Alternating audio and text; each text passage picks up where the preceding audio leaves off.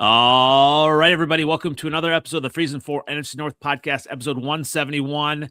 Iceman Caleb does it again, but falls in overtime to the Rams in the divisional playoffs, plus division season review. Obviously, we're a little bit early this week, 8:30, but hey, it's always a good time to talk about football. And I welcome in Skull Geek. Thanks for joining us. Where can everyone find you as we get started? Yeah, I mean, I say it every week, but you guys can find me on Twitter X, at Skull Geek. Pretty easy. Awesome. Definitely, obviously, as the offseason comes into frame for all of us, lots of stuff to kind of talk about and things to look at. Obviously, you can find me on NFLOutdated on Twitter X, on YouTube, on Instagram, and Freezin 4 pod on TikTok. No dances yet, but hey, I might have to do a Caleb dance, maybe create some type of Caleb dance. It might be like a side throw or something. I'm sure there's like someone can create a Caleb dance for everything that he has done. Yeah, he's pretty incredible, I'll tell you that. Well, let's kind of get into that. Obviously, I want to get, a Vikings fan perspective. Did you watch the Rams game then? Yes, I did. All right. So what were your thoughts? Obviously, the Bears down, and what were your thoughts and reactions to that the touchdown that forced overtime? Well, I'll tell you, since the beginning of the year, I've known that Caleb Williams is just an incredible athlete. I mean, everybody knew in college he was going to be really, really good. But he's kind of always had that same thing where he just does incredible play after incredible play. But sometimes he just misses the small stuff.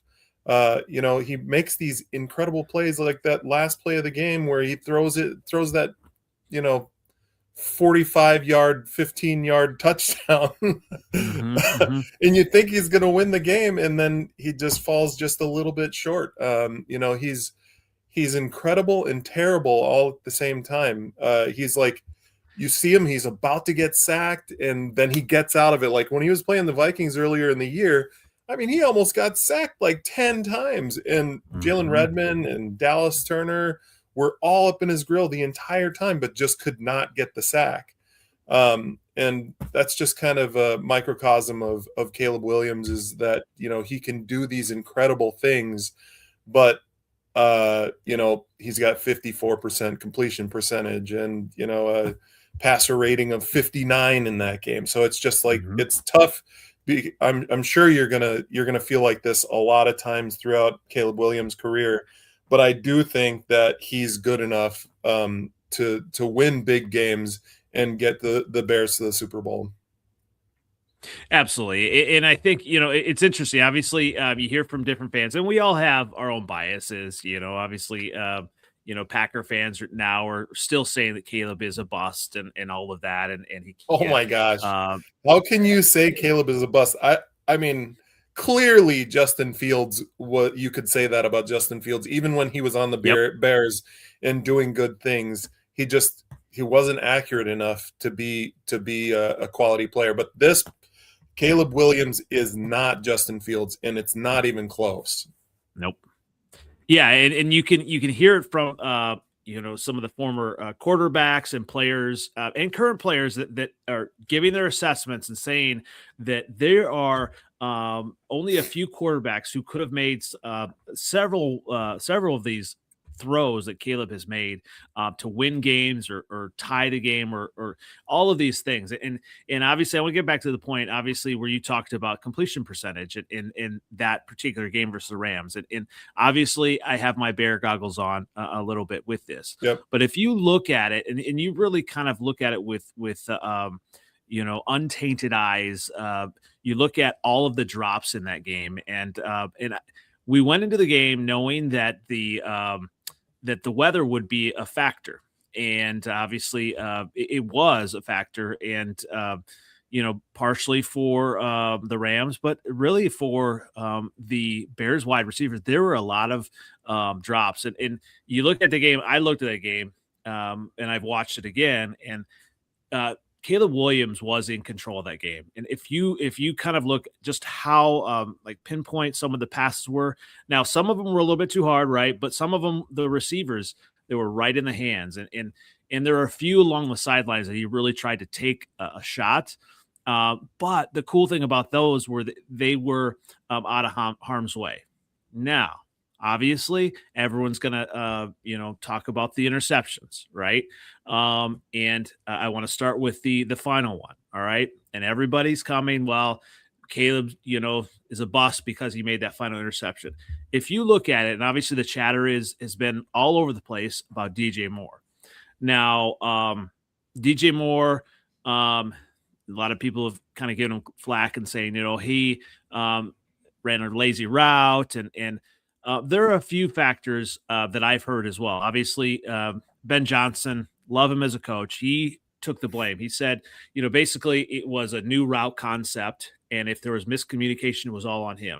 Right. So that's one. And you look at it too. There's a possibility that DJ Moore was concussed and maybe he was a little bit confused. So there are a few different things. And so he could have been confused. It was a new route concept and also tired, concussed, whatever it was. So quarterbacks all the time. Dude, this sounds like so many excuses, bro. Okay, I get it. Absolutely get it. But here's the thing. Quarterbacks throw to a spot, right? And they trust their players, right? Yep. And obviously we don't play football at the highest level. We don't realize how much you have to trust your receivers, and they're going to be where you think they're going to be. So what I love about Caleb, obviously everyone's on Twitter and I've been having fun with that the last week here and a few days or whatnot. Everyone's going to say completion percentage is not there. And you're right. It's not there. But what I love is that Caleb is processing and he is making the right plays, the right calls. Obviously that last one, he probably could have checked down, but you brought up Justin Fields. And that was always the issue as a Bears fan and, obviously analyst. He just didn't process the game. He didn't process, all of his reads. And so, I love that as a Vikings fan, you can recognize that Caleb Williams and Justin Fields are two different people. Clearly. Justin Fields wasn't even making the right reads. At least if Caleb Williams isn't like, the accuracy isn't quite there yet, he's making the right reads. Mm-hmm. He knows he's making pre-snap reads. He knows who's going to be open. He knows, if it's, cover two, he knows what he's planning on doing before he starts. He's not obviously just going to throw it to a person. He doesn't plan on throwing it to the, number one target, but he knows what's going to be open. According to what defenses are showing. So, it's nowhere near. They're not the same quarterback. Justin Fields was nowhere near what Caleb Williams is.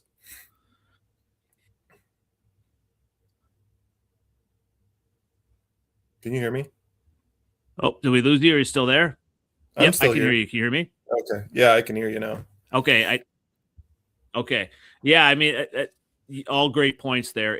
And the one thing that obviously a lot of Packer fans mostly and you probably found this out when you won the division in 2022, right? With the Vikings? Yeah. You probably found this out that it was hard for Packer fans to digest that they didn't win the division. And they talk about, that they're the Kings of the North. They have not won the division since 2021. So it's this season's been, I think, particularly hard for Packer fans to digest that the Bears won the division, and so there's talk about next year about the Bears regressing, all this because of all their last second wins. Well, the word that's thrown around is luck, right? And so you look at luck. I get that the onside kick, right? Versus them versus the Bears Packers. But I don't know the definition of luck. If you do something twice maybe, but 7-8 times you come back in the clutch, how is that luck? Skull Geek, please, how is that luck? Yeah, you nailed it right there. It's not luck if you keep doing it. So yeah, it's 100%. But before we move on, I wanted to say something. JJ McCarthy has the same problem. He had Hmm. low completion percentage, and everybody gave him such a hard time. And I feel like it's the same thing where you got to give Caleb Williams some time. I mean, obviously Mhm. he's an incredible talent, but nobody is giving JJ McCarthy a chance. And just like last year, JJ McCarthy is first year start, or sorry, Caleb Williams is first year starting. JJ McCarthy's first year starting. He's got some growing pains. Why can't we give the guy a little time to develop? And he had the second worst offensive line in the league, and we're not even going to give him another chance. I mean, it was just a tough year. I mean, you got injuries, you've got terrible offensive line play, you've got tons of wide receiver drops. I mean, you got to be able to see that with JJ McCarthy and be able to be a little bit more patient. And I know that, Kevin O'Connell and Kwesi are kind of up a creek right now. They've kind of, put themselves in a corner right now where they painted themselves into a corner right now where they have to, make some headway. Otherwise they're not going to be around for another year, I think, if they don't win at least one playoff game next year.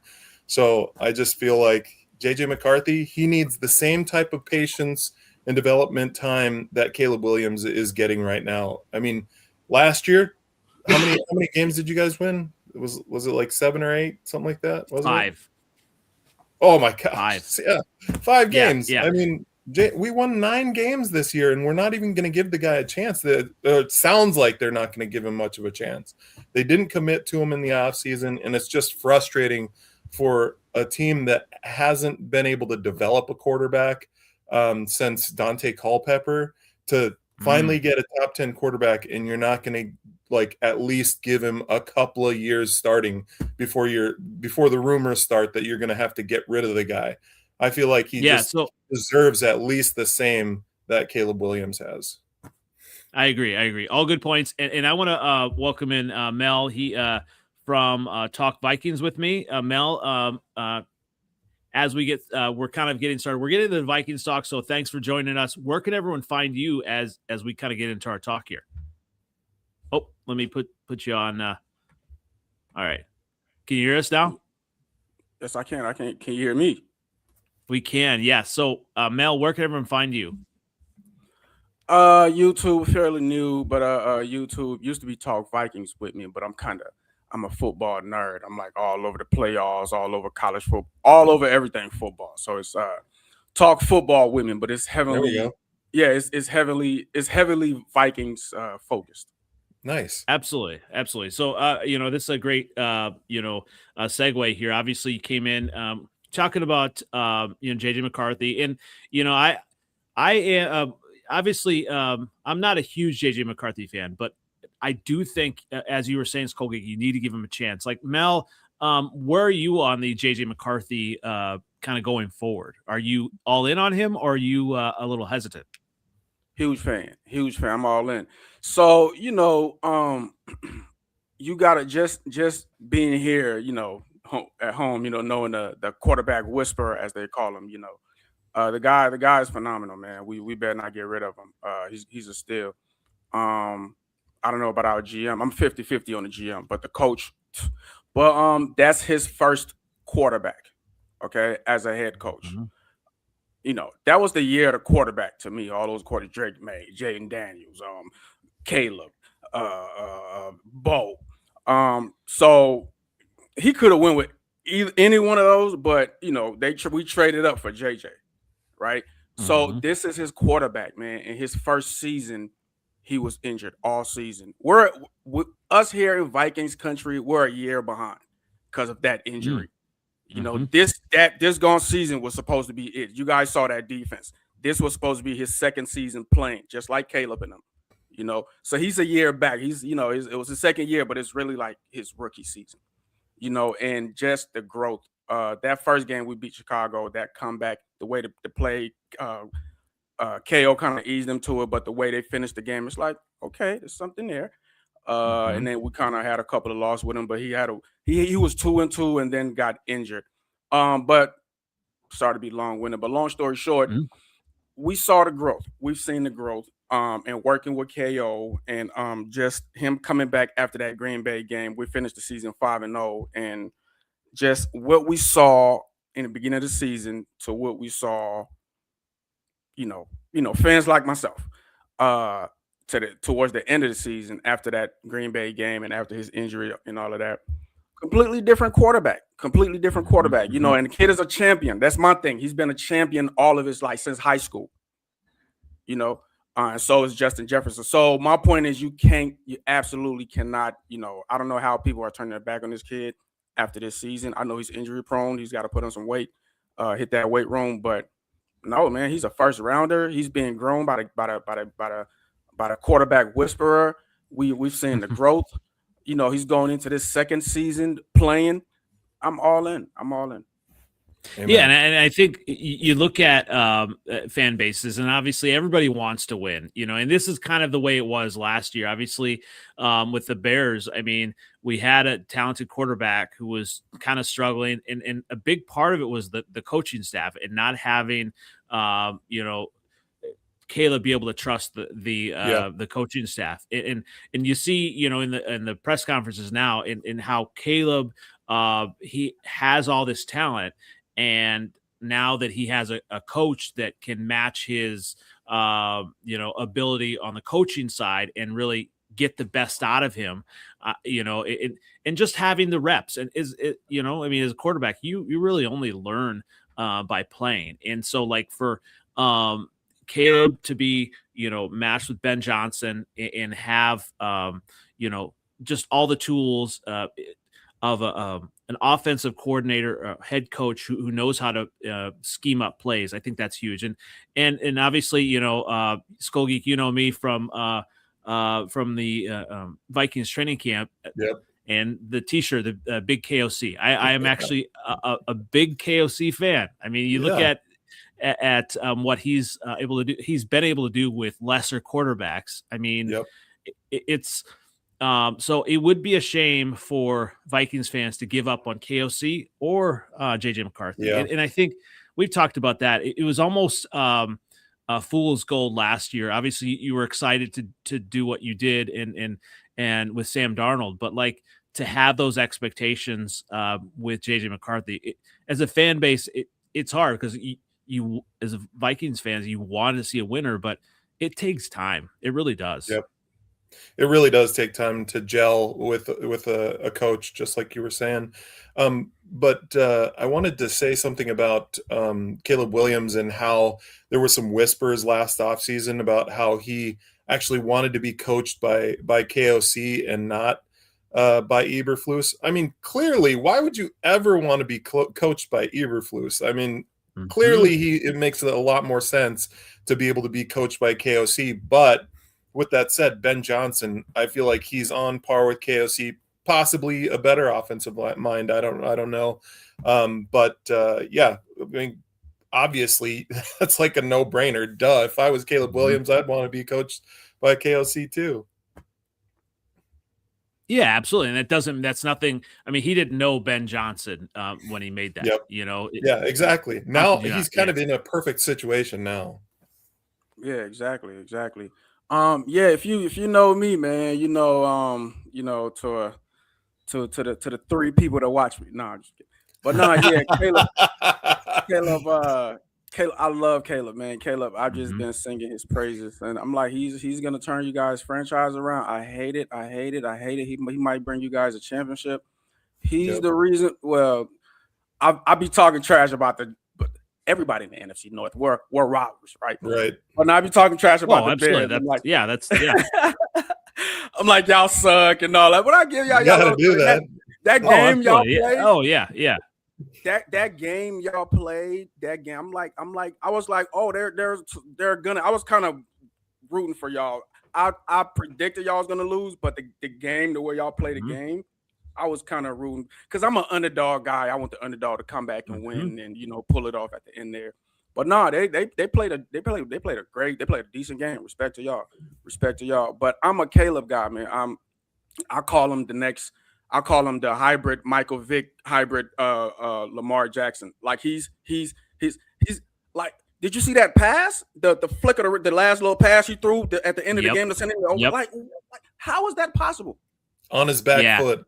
How is that backpedaling? It was like a 40-yard pass, just right to the target, over the corner head, over the corner. How is that possible? Incredible. I don't know. I don't even know how you see a guy in back corner of the end zone hit him exactly where you want to place the ball.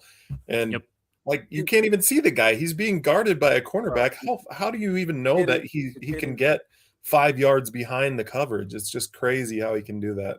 That comeback, I'm telling you, all of those comeback because they were on. You guys did us like that. That second game, we should have won the game. It was 50 seconds left. You're Bears fans, you remember the game, and that great kick return you guys had, but it was in Caleb's hand to get you guys needed like just one more first down to get that last one. Yeah. And whenever the game is in his hands, man, you can just trust. That's we had a season like that a couple seasons ago where we were just the comeback kids. Oh yeah. And that was kid, 2022, man, I think the year that we beat Buffalo and that incredible catch by JJ or But that kid, man, he's gonna bring you guys a championship. I hate it, but we got to worry about him, man, for years to come. So I hate it, but whatever. I mean, talking about like NFC North discourse and all that, and the big thing is, it's cited that the Vikings season, that these comebacks, it's not sustainable. So obviously that's the comeback of Packer fans now saying that the Bears are going to regress. It's not sustainable. It's luck, all these things. Well, the difference is next year you have the same quarterback and you have the same head coach. With the Vikings, I mean, you had was that Kirk Cousins? I guess you had the same. Yeah, it was Kirk Cousins. Kirk Cousins, but then did you change coaches at the time? I don't know. I mean, like Kirk Cousins, I was a big Kirk Cousins fan, but something about him in the pressure moments, he just in the playoffs, he was not able to perform. And it just, I mean, fantastic regular season quarterback and all around great guy, it seems.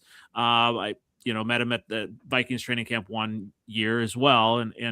But he just doesn't have it. And as a Bears fan, we went through Mitch Trubisky, very nice guy. Saw him at training camp. He just didn't have it, Yeah.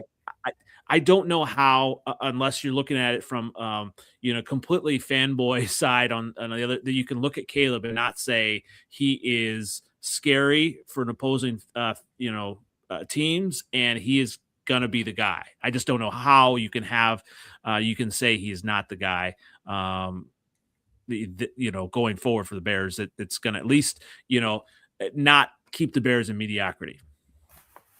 Yeah. I mean, I saw a couple of posts on Twitter, how they said that, they were one of the worst playoff teams. They ranked 16th in DVOA and, they were the fourth luckiest team in football, and they had, a really easy strength of schedule. But you throw all that stuff out the window when you play in an NFL season. You know what I mean? Like, it's just like you see it every single week. You see like the worst team in football beat a really good NFL team. And the parity in the NFL is just, it doesn't really matter who's playing. That's why you play the game on Sunday, because anything could happen. So really, I don't put a lot of, I don't put a lot of energy into what the Green Bay Packers are saying about what the Bears are going to do next season. And the Packers are just saying all the exact same stuff. They wrote a script about the Vikings in 2022. Yeah. They're using the exact same script for the Bears. Just ridiculous. Well, let's go to back to the Vikings a little bit. Obviously, we talked about quarterbacks and stuff like that, but speaking of ridiculous, I feel like, and I said this going to the playoffs, that the Vikings defense was not a defense that I wanted to face. And obviously right now, as it stands, Brian Flores has signed an extension. If he does not get a head coaching, he still may get a head coaching position, but if he does not, he's back. And so at least when you look at your team, for better or for worse, you have Brian Flores. you're going to be in games. I would say he's probably the best, if not one of the best defensive coordinators in the league. Are you kind of all in on him, Mel? Oh yeah, Flores, man, Flores. He's been good since Miami. Yep. You know, he had his little, had a little dust up over there. But Flores has never been bad. Never. He didn't get a very good fair shot in Miami. That was no, he didn't. I didn't like the way that went down. Yeah. But he's always been a good coach though. And what I've noticed is these head coaches that become coordinators, they end up being great coordinators. Like guys who are bad or mediocre coaches, like your Leslie Frazier's or your Flores or Dennis Allen for the Bears. Yeah, I had a few, but I can't even think right now. But if you really go Patricia, through them, Josh Daniels. There you go. Yep. Guys who are former head coaches, when they become coordinators, when they're just focused on like their little group, instead of running the whole team and worrying about everything, they just got their little unit to run. Yep. They end up doing a pretty great job, you know. Yep. And Flores was I won't say like a super great coach, but he was an okay coach. He was a good coach, and you know, him just focused on the defense right now. We didn't see this coming, but man, he's become one. I mean, Flores, when he was in Miami, they were terrible before him, and then as soon as he left, they were terrible after he left. Yeah, he turned him around for a little bit. Yeah, right. I think he had three years there, and when he came in, they were the worst defense in the NFL. Yeah. Then he turned it around to like the 27th best defense. And then it was like the 10th, and then like the third best defense in the league with Xavier Howard and Christian Wilkins and all them. So yeah, he really turned it around. Same thing with us. We were literally the worst defense in the league in 2022. Then Flores came in and he turned it around. I think they were like the 20th, and then like I don't know, it's crazy the type of stuff he does. And I said this at the beginning of the season and at the end of the season that, you know, we can bring in a bunch of different free agents. And we did bring in a bunch of defensive free agents last year, and we pay him 10 million here, 10 million there to, you know, Allen and Hargrave, and paid a bunch of money to Charles Rogers. And it really doesn't matter. The only thing that matters is pay Flores every single dollar that you can possibly muster, because he could put in, you know, UDFAs on his defense, and I guarantee you he's going to be the best defensive coordinator in the league. So just pay him any amount of money, do whatever it takes. That's why I was like so confused as to why it took so long for the Vikings to say, no, clearly we want Flores back. It's been too ridiculous. Too many people saying too many things. I guess there was a bunch of essay stuff on Instagram about him, which, I mean, who would spread these rumors about a guy if you're trying to get him back? I just don't understand why there's so many people talking so much trash about Flores. Maybe it's smart. Maybe they're playing 3D underwater chess to get Flores back. You know, they're saying a bunch of bad stuff about him so that they can actually keep him. I don't know. It's war, man. It's war. So whatever, you know. So, yeah. Well, that's the thing about, you know, some of these defensive coordinators, especially the ones that have been head coaches. They've seen what it takes, kind of putting everything together, and they come back and they're more honed in and sharp on their specific side of the ball. But I mean, Dennis Allen, you saw that with him. You know, in the playoff game, like he just knew that, you know, without Tremaine Edmonds, that we had a player down. We had Jalen Johnson hurting a little bit, that he would have to blitz more, and so his blitz rate went up. And you look at these amazing defensive coordinators like a Flores.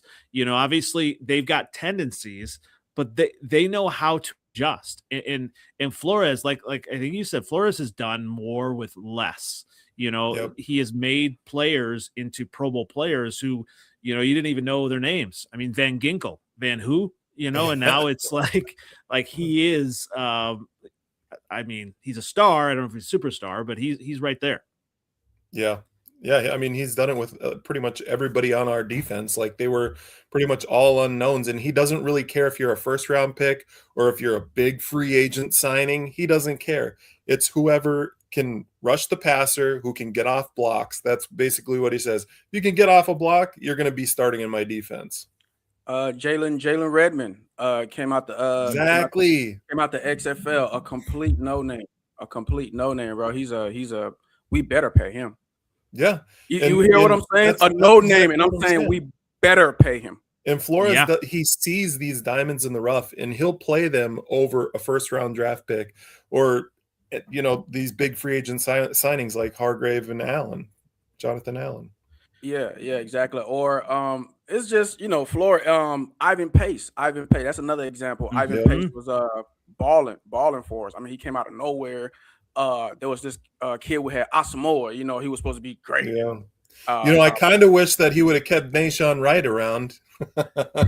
Speaking of really, really good talent that you had on your team, now he's a Pro Bowler with the freaking Bears.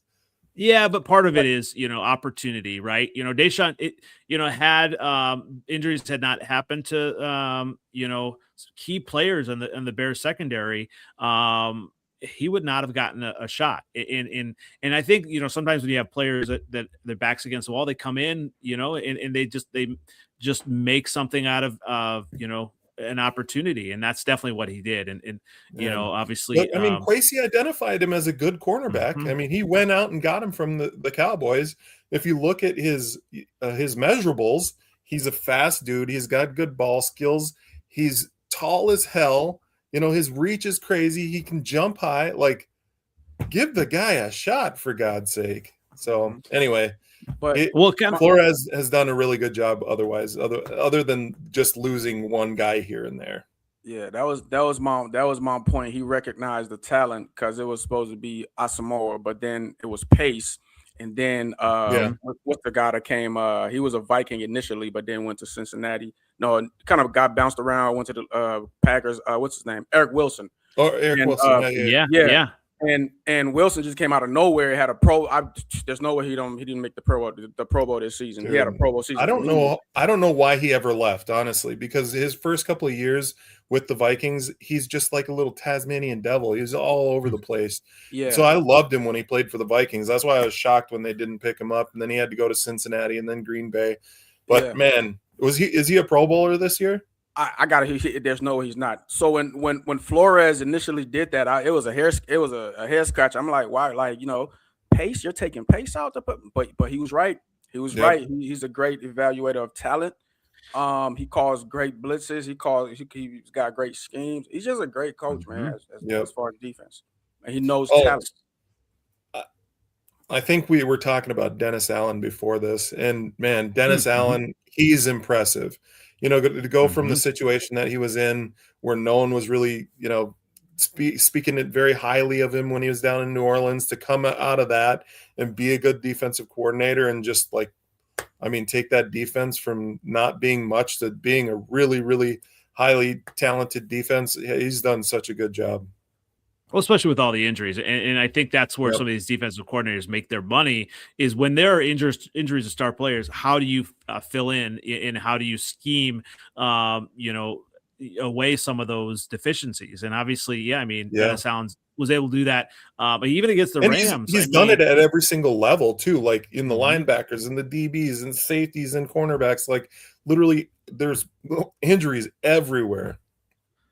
So, obviously, looking at 2026, and this is pretty early, but with the Vikings, you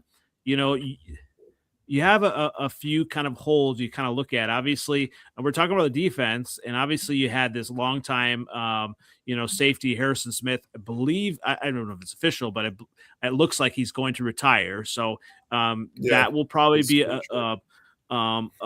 a big kind of place to kind of, fill in for 2026.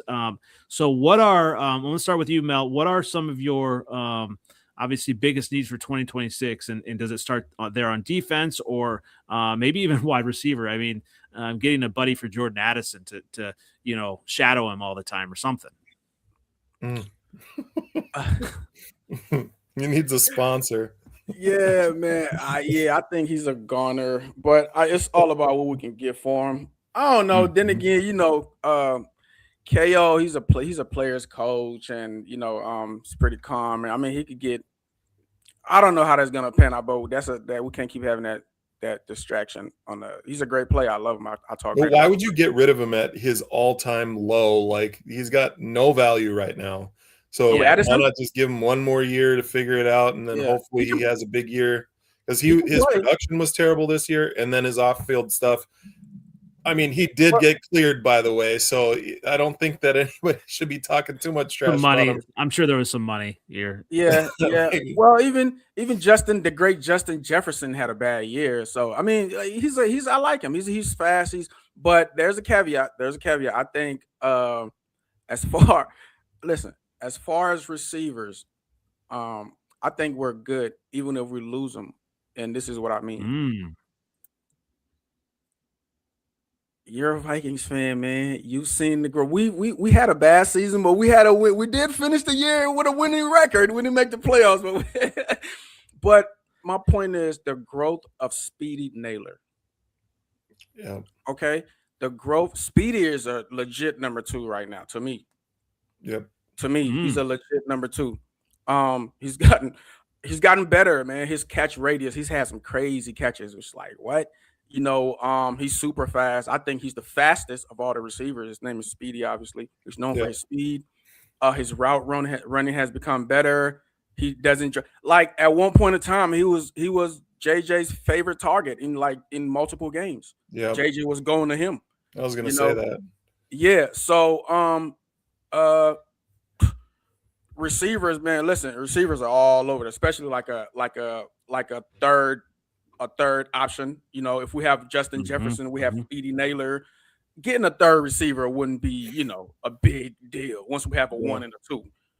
So losing Addison, he's a great receiver. Love him. Catches the ball well, runs fast, and all of this stuff. But you can't keep being a distraction for the team. And as far as receivers, I think we're good in that department because we have a 1 and a 2, and we can always add other pieces off the practice squad, whatever. Defense is where we're needed, and cornerbacks. The cornerback position is where I would address, because we have what's his name, the other Murphy, not Murphy Jr. The other one, Isaiah Rodgers. Isaiah Rodgers. We have Isaiah Rodgers in a 1-year contract. We have the other kid, number 8. He didn't see a lot of play time, but I like him. He didn't see a lot of play time, but I really like him. Tackles well, runs well, covers well. Another 1-year contract. Is that Vaughn or Fabian Moreau? No. McLaughlin? No, he used to be a Lion. The Lion. Oh, Okuda. Yeah. Yeah. He was on injured reserve. Yeah. So we have and Monroe and all those other guys there. They're not really flashy to me. They don't really stand out to me, man. I like Isaiah Rodgers. Yeah, I like him. And he's around for another couple years, isn't he, Isaiah Rodgers? I thought we had him for only 1 year. Do we have him for a few years? I thought we had him for another. I really don't know. I might be mistaken. I might have that wrong. I thought he was around for at least 1 more year, but I'm not sure. But Byron Murphy, he's around for another year at least. Even still, I would still address the cornerback position because you can't get enough corners, man. You can't get enough to chase these receivers around. Teams are going 5 wide. Well, so okay, nickel all the time. Yeah, so we got Zaire Rodgers. Okay. Zaire Rodgers, Murphy Jr. That's it. We're not deep. We're definitely not deep. We don't have a ton of guys that can play cornerback. So I mean, all of our DBs, we're kind of thin at DB everywhere with, Harrison Smith going out. So I mean, him retiring, we're down a safety already because Theo Jackson ain't going to get it done, in my opinion. So. I mean, we have Theo Jackson, we have Metellus. He's like a hybrid. He can play a little strong safety. Yep. But I would address that cornerback position because we're like looking at the team. We had an injured prone team this gone season. But if everybody come back well and we can kind of stay healthy, we're good everywhere else. Yeah. They beefed up the line. We're good at linebacker. We're good at. We have a great receiving core. The quarterback, he's going to be a second year playing now. We're cornerbacks, Well, and I'd look at that from, just look at even the division. Obviously, you want to win the division. That's the big thing, right? And, you get between the Bears now with Caleb Williams and the receivers, they're going to be putting pressure on the secondary. The Lions they're going to be coming back as well. I mean, they're going to be throwing. And Jordan Love is as well, whether you're a Jordan Love believer or not. Obviously they're going to have issues with some of their wide receivers, and Dobbs will probably be gone, but they're going to want to push the ball down the field. And so, yeah, I mean, number one, it's smart because of that, but number two, it's smart if you are, trying to make a commitment to Brian Flores. You want to make him happy. You want to say, hey, we're committed to this defense. And if the defense can keep you in the games, I think that's huge. What I would say as an outsider looking in, obviously JJ is going to be continue to grow, but I think you have to do something, whether it's draft or free agency, with that running back room. I mean, I know everybody was excited about Jordan Mason, Aaron Jones, and I said this before the season. Aaron Jones is gone. He's got to be gone. He's got to be, and he can't stay healthy, right? And I don't know if it's his frame or whatever, but what are your thoughts on that running back room, Skolgi? Oh, I'm with you 100%. That I think that they need to get. I think they save a bunch of money by letting Aaron Jones go. I can't quote exactly how much money they save, but it's quite a few $1 million by letting him go. And the production, I love Aaron Jones so much, so it's tough to say bad things about him. But he's just a slight, figure, and he gets hurt so easily. It's just like we got to have. I think that they're going to address that in the draft rather than through free agency. So I love Jordan Mason. I think that he could be that 1-2 punch. Jordan Mason, he's just thick, dude. He's just beautiful out there. So yeah, you too, Mel? Love that dude, man. But they just got to give him the ball, right? Bruh, I have a different take on this. I'm not. I might sound crazy. I'm not worried about the running back position, and with knowing that we're gonna lose Aaron Jones, and we're gonna save a lot of money, in that we're gonna be okay in cheaping that. This is how I'm thinking. But they're gonna get rid of. Ham is retiring, and Aaron Jones is gonna be gone. So you got one guy in Chandler. Oof. Don't need him. Yep. Don't need him. Really, KO's offense, like these offenses nowadays, man, don't need a fullback. Well, Juszczyk is the only fullback that I know that's really utilized. Maybe one or two more in the NFL, and he's kind of used more like a tight end. If you kind of, but anyway, there's a lot of screens for him. There's nobody listen. Teams are spreading defenses out, man. Okay, all this fullback stuff is not happening. If you got a fullback, it's not just blocking. You have to be able to catch the ball too. And that was the reason why Ham was so good in 2022 is because he caught all those balls. Yeah. I liked him. He was a great fullback. But I'm just saying, like in the league, like the role of a fullback is not as important like how it used to be. It's not. But I just want to say why I think we're gonna be okay losing him and Aaron Jones. And we can have Jordan back for cheaper. And we have Ty now. Ty was injured. I forgot all about Ty Chandler. But he came back because he was injured all season.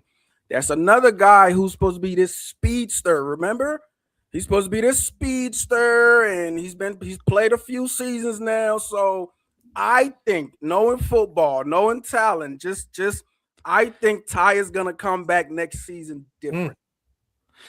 I had a couple thoughts. As you're kind of talking there, I said, well, Mel really wants to go like one of the fantasy football strategies, the zero running back for his actual team, not just fantasy team. Number one. But not a bad idea. I like it. I mean, but you're not wrong. I mean, you're kind of, if you have a smart play caller, they're not just, tied now to the, running back. And that's why, obviously, there's no Packer person on tonight, but that's why we can, throw a lot of shade toward the Packers. I feel like they, Matt LaFleur, they're kind of like chained to, well, they've got, Jacob, so let's, give him the ball, or like right up the middle. It's so predictable. I mean, you look at the Bears and what they did with like Monangai. I mean, just a steal in the draft. Oh my gosh. Love that guy. Even with him, they, out of the backfield, they weren't, he was able to kind of do multiple things. And so I think running back wise and offensive wise, if you're doing that, I mean, that's going to be more successful than just, I think what you were saying, just running downhill. How excited are we that LaFleur has been re-signed? I'm actually pumped, bro. All the Vikings fans are excited about Flores, but I don't think the Packers fans are excited about bringing LaFleur back. Hey, man. No, and everything with that. I mean, obviously you look at kind of, teams and just, it's really early now, right? Obviously, for all our teams, we need to see who's going to be re-signed and everything. But coaching matters, and I think we saw that with the Detroit Lions in 2025. Obviously, it made a difference that they lost their coaches. You have an Aaron Glenn who is just an amazing defensive coach in setting the tone for that defense. You lose him, you lose all these other players, plus you lose Ben Johnson. It makes a difference. And I mean, to go with the Packers, and I mean, they're going to lose some coaches as well. They already have. They lost their Jeff Hafley going to the Dolphins. So I don't know. I mean, obviously, when you look at the Bears are going to be relatively intact, and the Vikings should be as well. So, it's going to be interesting. Mel, which team are you more worried about in the division, kind of going forward for 2026? Y'all don't understand. I keep telling y'all, like, for years to come, we have to worry about Caleb. Mm-hmm. Yep. We gotta worry about Caleb. I said that at the beginning of the season. Everybody's like, the Bears are gonna be bad. Only 5 wins last year. You remember that first podcast? I was like, the Bears are good, and I'm scared of the Bears. Yeah, you did. Yeah. I don't think that they would have, won that first game, is what I said. I don't think that they've gelled with Ben Johnson yet. But man, you're right. No, you're so right. This dude for years to come. He is their franchise. They have a great coach now. But I like it. Like, listen. I was talking Super Bowl, and then the injury. Like, we just, not this year, but my team right now, and my thing, fingers crossed. We got to keep Flores. We got Flores. We have the structure in place. That's what I've been telling people. Like, why abandon this ship right now? It's taking years and years to build. We've been kind of, this is it. We got the GM, we got the coach, we got the structure in place, we got that defense, we got the franchise quarterback, we got that line. We played that we lost to the Rams in that playoffs game. It was because of the line. The offensive line sucked. The defensive line sucked.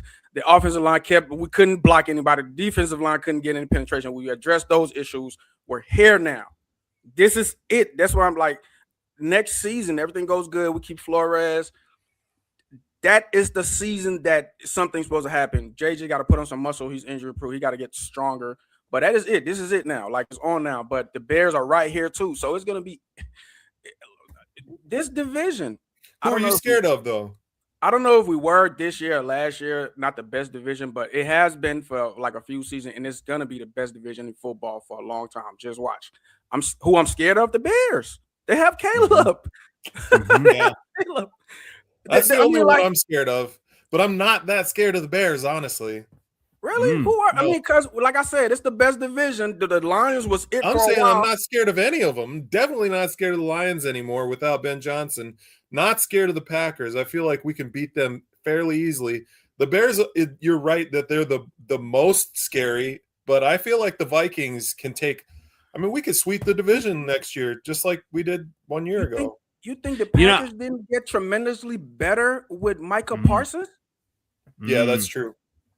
Well, nobody can stop it. We need 3 blockers for this one dude. Nobody can stop that pass rush. The NFC North is the best. It's going to be the best division in football for a long time. Just watch. I'm not afraid of any other team or any other whatever, but the NFC North team. I'm sorry. So no. Like, so that's what I was gonna say. Like, I have been saying the NFC North is the best, but the best. You look at Seattle and what they're doing defensively. So when you look at scary teams, and obviously the Bears lost, and they would have, if they won, they would have had to go to Seattle. I was not confident at all that, obviously you got Caleb, you got a chance, but that's Seattle defense. It's for real. I think they're going to blow out the Rams. I just do. I think they're kind of on a mission. Obviously, the Rams have Stafford, all that. I think the Seattle Seahawks are tremendous. And I want to go to a point that you said, Skolky, that you're not afraid of the Bears. And I would almost, and I'm wrong. I'm going to say I was wrong about the Vikings because I said they would win another game, and obviously they did, and they finished the season strong. And it's because of the defense. And so, yes, yeah. I think going into 2026, I am more worried about the Minnesota Vikings in the division than any other team because of that defense. And if you get a JJ McCarthy that's, even 25% better than he was, he's not doing, if he's just asked to do what KOC has done in the offense, that the Vikings can definitely compete. Obviously Lions fans are coming at me, we own the Bears and, okay. Well, that last game, yes, I mean, Ben Johnson wanted to win that, but he was not going to show all his cards for the Packer playoff game. So get out of here with all, we own. So whatever. But yeah, you look at overall, that Viking defense, with Flores, he knows how to get in players' heads. And obviously he did that with Caleb. And I think it's going to be, Caleb's going to have more growth next year, but yeah, I mean, Flores, he seems to evolve and he knows how to push the right buttons. And that, that's terrifying. Yeah. And I think that, like I said, the most important thing on the defense is Flores. The most important thing on the offense next year is to get a damn offensive line, just like the Bears did. I mean, I've said it my entire life. The way that you get a good football team, and the Vikings have done it before, when you have a good offensive line, you're a really good football team. And the only few times that we've had a really good offensive line, those are the years that we go to the NFC Championship games. We've got almost the best line in football. And that's the reason why the Bears went from really crappy to really good is their offensive line, in my opinion. Yeah, so I'm going to make this. Oh, go ahead. No. I was just gonna say, we did address that problem. It's just there's excuses, but like literally, we really were battling injuries this season. We went and got a brand new offensive line. And we're going to get a new offensive line coach too. So that's awesome. So that problem is addressed. Defensive line, Jonathan Allen and Javon Hargraves in that middle to beef up that. And then we have everybody keep talking about Kwesi. He can't develop players. I mean, he can't draft good. And how do you like what's his name? Number 15. I like Dallas Turner. Dallas Turner. Yep. How do you like him? Actually, his drafts look a whole lot better if JJ McCarthy turns out and Dallas Turner turns out. And Mr. in trouble with the law all the time. Jordan Addison. Yeah, he's a great player. That's a great draft pick, but I mean his off the field issues, that's kind of unfootball related. But I mean, he's not a bad drafter to me. His first draft pick, everybody was like talking crazy to him, which was what's his face that broke his leg in training camp, right? Remember him? The kid out of Georgia. Lewis Scene. I would have drafted Scene. Like have you seen his tape? I saw him play. I would have drafted Scene. He broke his leg and he was never the same again, ever. Yeah. Nope.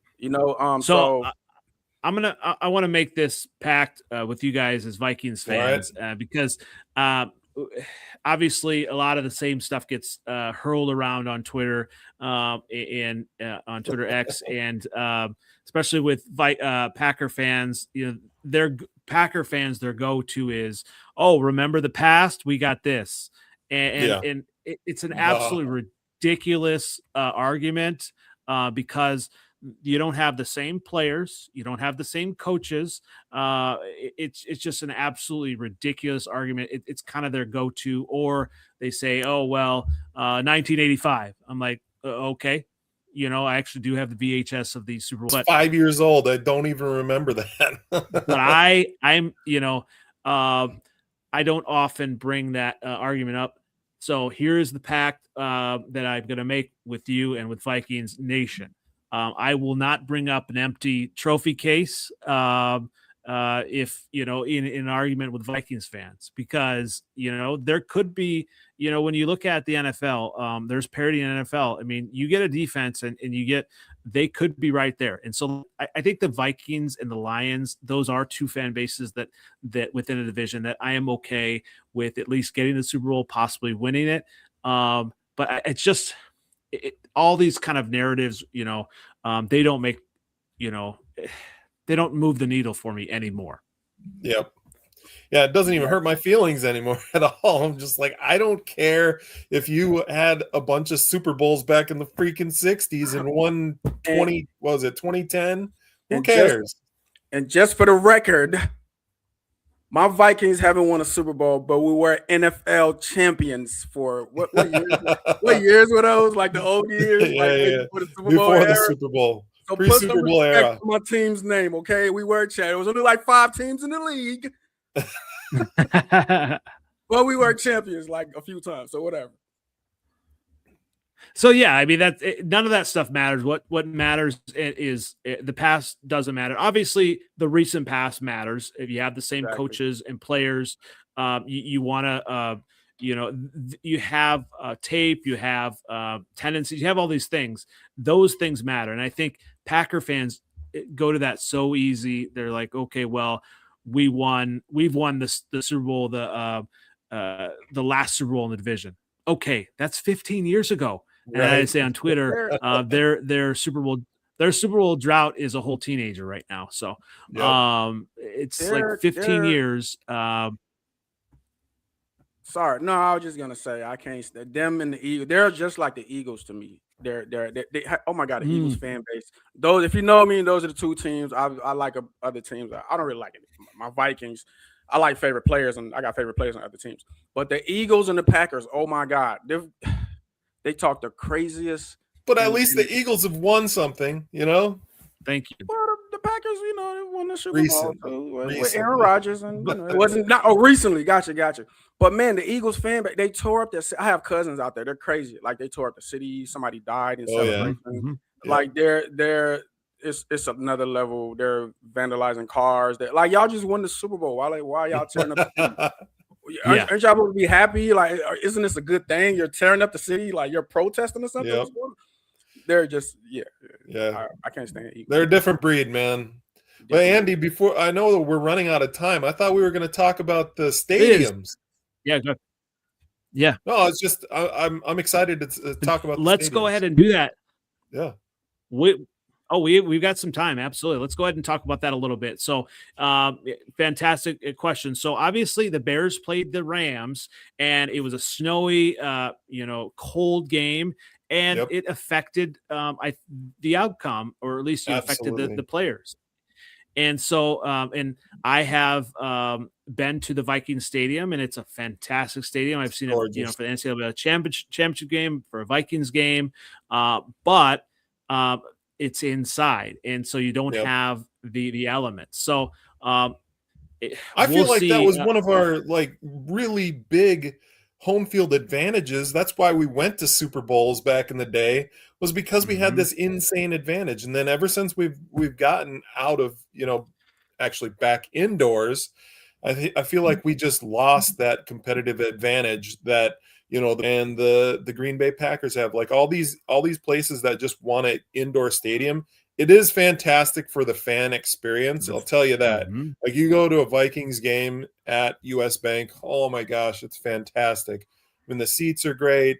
The restaurants are fantastic. The lighting is perfect. The Jumbotron's enormous. Just like everything about a Vikings game is such a good experience. But you know what? It sure would be nice to have a little bit of a home field advantage by living here in Minnesota. Yeah, I mean, Mel, where are you on that? The indoor, obviously, stadiums. There is pros and cons, but I mean, what do you mean? Like as far as sorry, I kind of yeah. So the Chicago Bears are a bad thing. Sorry. Yeah, because the Chicago Bears are thinking about getting a new stadium. Part of it, I think, the money. Obviously, a multi-use stadium. The Vikings were able to host the Final Four game, and there hasn't been a Super Bowl yet in Minnesota at that stadium. Yeah. Well, we hosted. Yep, the 2017 Super Bowl. Okay, you've hosted. Yep, I thought that's what it was. Yep, so hosted Super Bowl there. And that's there the it only is. way. Oh, there you go. Yeah, that's the only way a cold weather city's going to host a Super Bowl is you have an indoor stadium. So I get it, the money part of it, the fan experience. But yeah, Mel, where are you on kind of whether it's a good thing or a bad thing for a franchise to a cold weather franchise to have a dome? Oh yeah, definitely a good thing to me. Now you could say it might kind of it might make your players a little undisciplined as far as playing in bad weather games, because you're gonna have some bad weather games playing in, and there are some teams that have open stadiums. You're gonna have them, so you being spoiled a little bit, playing indoor all the time. That sometimes when you go out to these stadiums that that are open for like a playoff game or something, and they're used to it and you're not, that could be a disadvantage, But just me like covering the game, and I kept mentioning it, even in the other game. They both were snowy games. I hate those kind of games. The field is slippery. The guys can't really display their talents, especially the wide receivers. You can't really run your routes right. You can't make the cuts you want to make. Everybody's slipping. Everybody's falling down. Everybody's fumbling. So yeah, playing outside it's like an overall negative, in my opinion, for the franchise, for the guys. Yeah, but if you're there and you're from there, from that town, it kind of gives you an opportunity to be better at playing in the cold than the other teams coming in from Miami or Arizona or somewhere else. Or Los Angeles. Or LA. Yeah. That's what I'm saying. You gotta understand these dudes are. I was looking at that, but you gotta understand these dudes. They're pros and like understand it's a business. They're not like they get traded all the time. They play for different teams. It's not like they're from here, grew up here, live here all their life. You know what I'm saying? And then other teams get ready too. Like other teams that have domes or whatever, they get ready. Like let's say all week we're gonna be practicing outside. We're gonna have cold showers or whatever. We're gonna play in the snow for a little bit. Well, like Zimmer was that type of guy. He used to do that. So I'm just talking about it from the overall perspective, like for the players and the fans and all of that. Yep. But as far as like discipline, like getting used to playing in the cold weather, that could be a plus, But I'm just talking about from the game perspective and playing it and the fumbles and the falling down. It's just I hate those type of games. I like clean. You're not gonna get that all the time, but I like a clean. They're professional athletes. You want to see a professional athlete play at their best, and in the mud and snow and rain and wind, you're not going to get the best out of your athletes. Yeah, and sometimes some of those games they end up going to the team that's just kind of lucky that didn't have a lot of fumbles, I guess. Right. And you kind of see this team have way more talent. That's and I hate those. Yeah. What do you think the chances are that you're going to be the Gary Indiana Bears? Yeah, I mean, obviously they're not going to be named the Gary Bears, but it's a very, very real possibility that they could move across the border to Indiana. Just the sweet deal with the tax deal. I mean, basically they're giving the stadium, building it and tax free. The Bears basically just have to pay back the loan.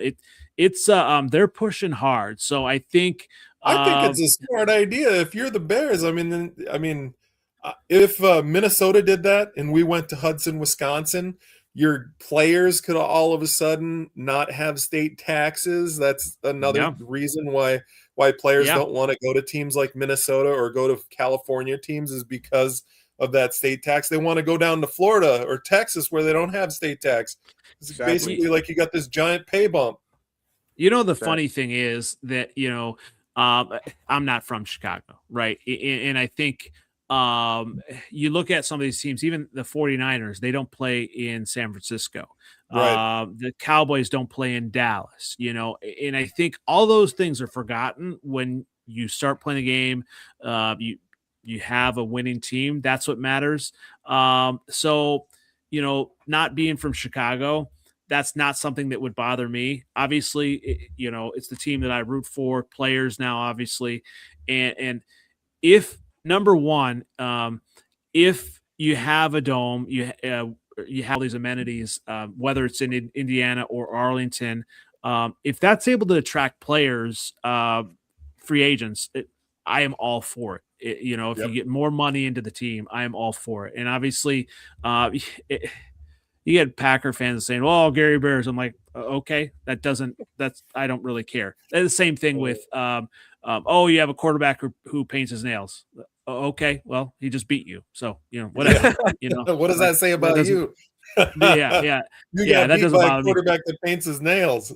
Yeah, exactly. So none of that stuff bothers me. But I also say on Twitter, like, in this, Micah Parsons got traded to the Packers. There are very few free agents that want to go to Green Bay because of the weather. I mean, and obviously there's not much to do in Green Bay either.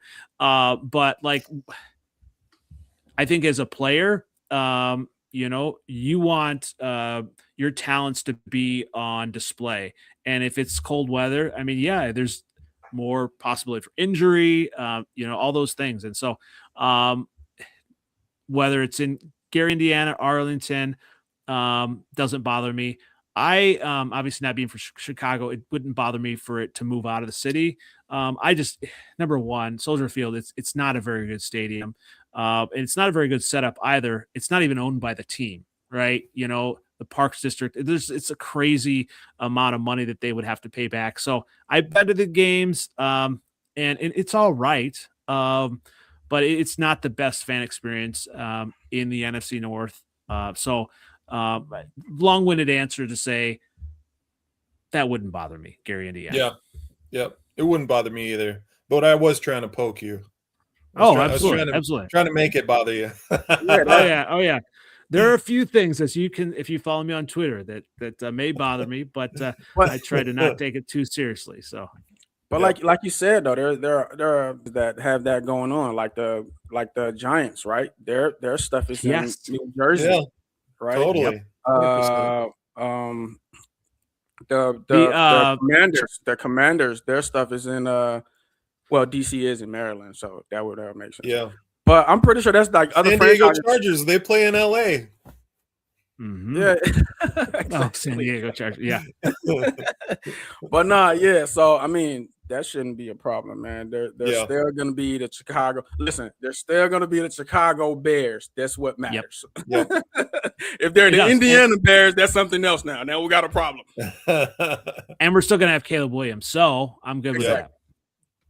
Well, obviously, I didn't intend for this to be appreciate the focus on the Vikings and kind of hearing that as well, because obviously the Vikings have been a solid team, so I definitely appreciate both of you coming on.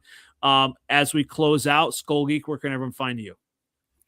Like I always say, I like to keep it simple. I'm just on Twitter X at Skull Geek, but I wanted to add one other thing.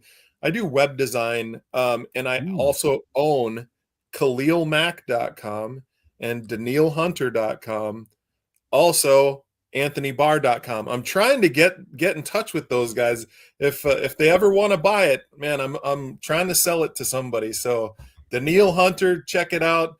KhalilMack.com, and Ant's a silly one. I have it like some silly picture on there, so it's no big deal. Well, we're gonna have to clip this and maybe tag them on social media and see if they will. But, that's more on you to get those, especially if and maybe if the Khalil Mack comes back to the Bears. Maybe I'll throw my 2 cents in. Nice. So we'll definitely appreciate you coming on as always. And Mel, great to have you on for the first time. Where can everyone find you as we close out? Yes, sir. On YouTube, Talk Football with me. Used to be Talk Vikings with me, but Talk Football with me. Pretty new, man. I kind of tried it a couple years ago, but I'm back this year. So I kind of started like a month into the season. It's pretty new. I do have a Twitter. I just did that. But long story short, talk football with me on YouTube. How about Great stuff. your Twitter handle? What is it? I know that's embarrassing. I'm gonna have the link in my description. In my Right. I just we linked up on Twitter, so I'm pretty sure it's you guys can see it. So we got it. It's Talk Vikes with me. So definitely good stuff there. And we're gonna have to obviously have you on more coming up as well. I didn't want to like isn't there a number behind it? Like Talk Vikings with me, a number? I didn't want to say that. I didn't want to be wrong. This one's Talk Vikes with me. So, but hey, there we go. It's that right now, but it's really Talk Football with me. That's how new I am. I got to change that up. I got all that going on in the background. There we go. Yeah, I always love talking football. And I am NFL Outdated. You can find me on Twitter X, on YouTube, on Instagram, and find us on Freezin 4 Pod on TikTok. And usually you can find us on 9:30 CST on Wednesdays. The Bears are done. Every team in the division is done. But hey, we're still talking football, and we'll talk a little bit more next week. Probably, hopefully, more Bears, Packers, and Lions season review, biggest needs as well. Lots of stuff to talk about going forward. But appreciate everyone for listening and you guys for joining. And we will catch you next week. Once again, this has been the Freezin NFC North Podcast, and bear down. So we'll catch you guys next week. Thanks again. Go, baby.